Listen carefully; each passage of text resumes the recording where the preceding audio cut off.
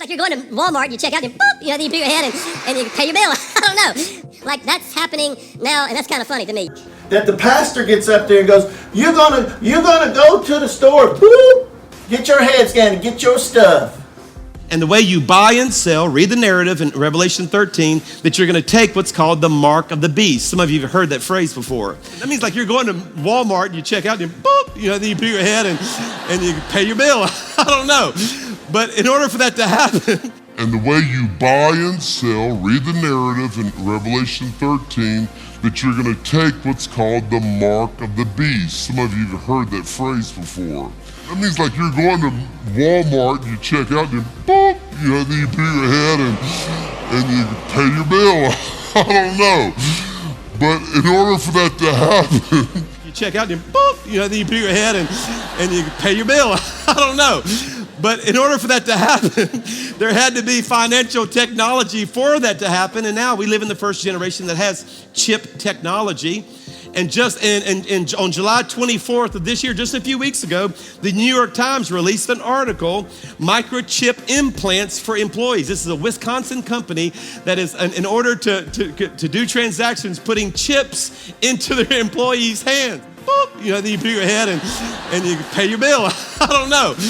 Like that's happening now, and that's kind of funny to me. I'm sitting there going, everybody's laughing. I'm like, what is this? This is funny? Basically he's saying his church, if you want to get your stuff, you got to go. You're going to have to get the mark in your head, your forehead or your hand or something. And it's funny. Go get your head scanned, boop, and get your groceries. Can a microscopic tag be implanted in a person's body to track his every movement? There's actual discussion about that. You will rule on that, mark my words, before your tenure is over. Can brain scans be used to determine whether a person is inclined toward criminality or violent behavior? You will rule on that. You will rule on that, whether microchips can be placed in people's bodies.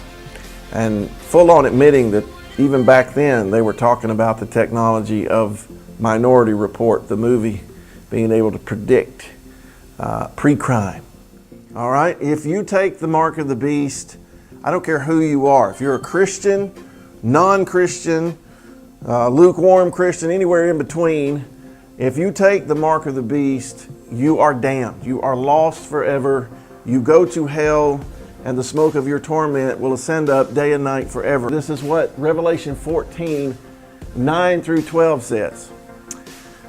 And the third angel followed them, saying with a loud voice, if any man, say any man, if any man worship the beast and his image, and receive his mark in his forehead or in his hand, the same shall drink of the wine of the wrath of God, which is poured out without mixture into the cup of his indignation.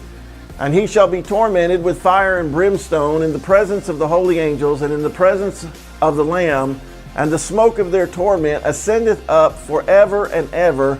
And they have no rest day nor night who worship the beast and his image, and whosoever receiveth the mark of his name. Here is the patience of the saints. Here are they that keep the commandments of God, New Covenant commandments of God, and the faith of Jesus. This is so important. I'm going to read it again. This should be memorized. This is why I frequently talk about the mark of the beast, because I do believe we are in the last of the last days. And of course, eschatology means the study of final things, end time things. But this is as end time as you get here.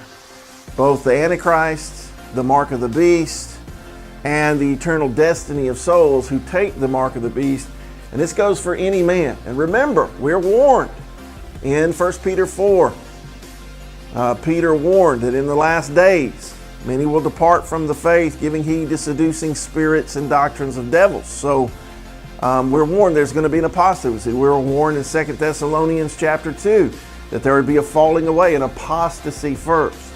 And then the man of sin would be revealed. So we're going to see people depart from the faith. But I want to read this again. Revelation 14, 9 through 12. I cannot emphasize this enough. Dear students, this one is so important. So Revelation 14, 9 through 12. And the third angel followed them, saying with a loud voice. Why do you think he's saying it with a loud voice? It's important. You better hear this. Listen up. If any man worship the beast and his image and receive his mark in his forehead or in his hand, the same shall drink of the wine of the wrath of God, which is poured out without mixture into the cup of his indignation. He shall be tormented with fire and brimstone in the presence of the holy angels and in the presence of the Lamb, and the smoke of their torment ascendeth up forever and ever, and they have no rest day or night. There's no annihilation. There's no getting out of hell. It is eternal punishment, eternal damnation, eternal separation from God. He says here that these people who take the mark of the beast will be tormented with fire and brimstone in the presence of the holy angels, in the presence of the Lamb, and the smoke of their torment ascendeth up, and that is present tense Greek verb, forever and ever. And they have no rest day nor night who worship the beast and his image, and whosoever receiveth the mark of his name. Here is the patience of the saints, and the word patience means why you should endure, why you should suffer through whatever you got to suffer through. In fact, the definition of patience means suffering long without complaint. So he's saying here, you should be willing to suffer whatever you have to suffer, whatever you got to do.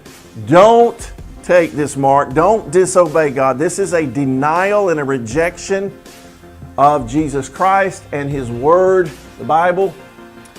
It says, here is the patience of the saints. Here are they that keep the commandments of God and the faith of Jesus. So, vitally important issue that should be taught on frequently by pastors and ministers of the gospel, and should be shared by all Christians to everyone possible.